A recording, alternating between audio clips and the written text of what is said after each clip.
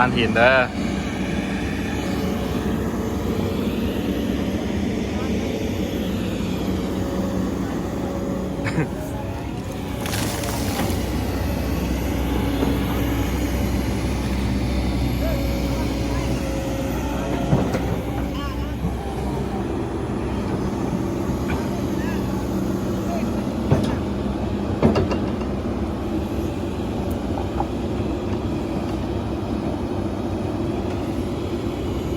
ตัวนี้หมดแล้วเนาะท่านหินเนาะ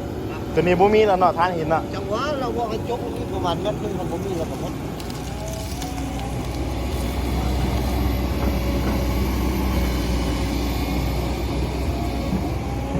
เราใส่สปีดนี่คือว่าไวเลยป่ะใส่ธรรมดามันใส่ธรรมดาแต่เขาหลินไวกับไวนะรถนี่เนาะเป็นน้ำตีนน้ำมือเขาได้มันน่ะ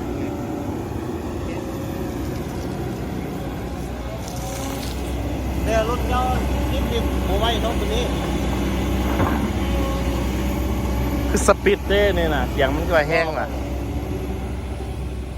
ใส่ตัวนี้ใส่ตัวนี้สปีดเสียงมันโอ้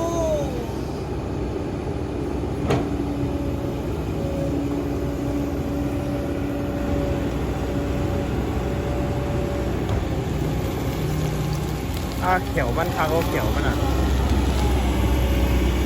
บนลงเลยเนาะบ้านนี้ค่อยเลยสู้กันถึงนี่ล่ะมันไม่ได้ซักเที่ยว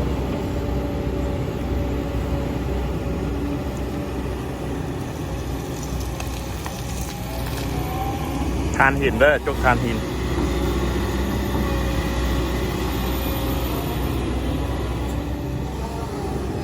น้อยมึงซอสปีดอ่ะ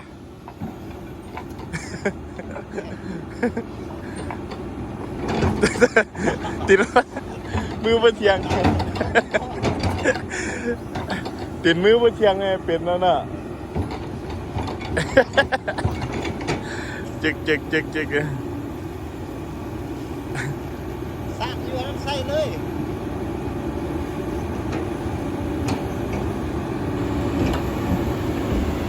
เฟิร์มไหม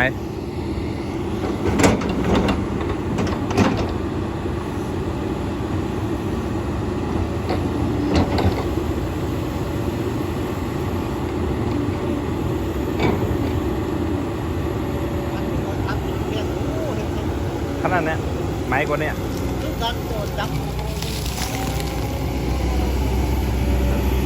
อย่างมึงจะยักแห้งแล้วเนาะอันนี้เนาะคิดกูไม่แห้งหลายเด้งีบเสียงมันน่ะมันตกเลยใส่สปีดเสียงเครื่องบูน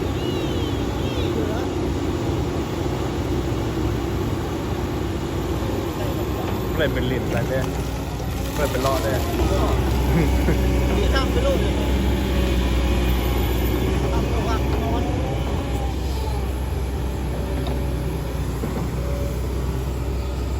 พูดไปโลดเลย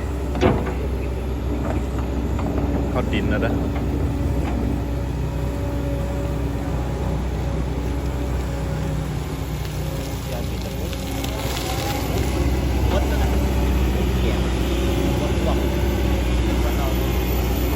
ขนาดเนี่ยมดเลย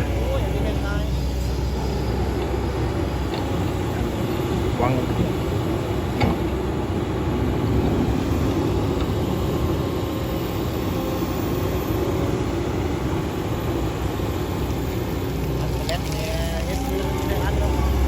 โอ้แดดเลยนี่ฝนตกเนี่ยเนาะอยู่บ้านฝนตก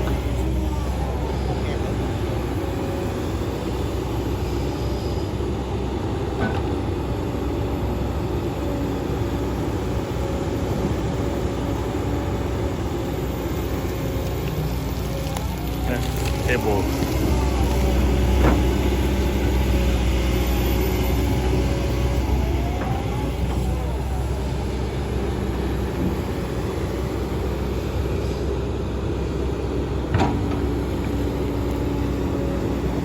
ถคันนี้ออกไปพุ่นปะ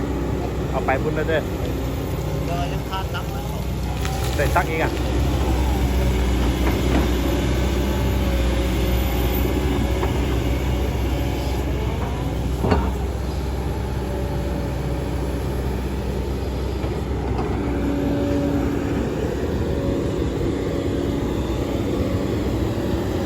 แล้ว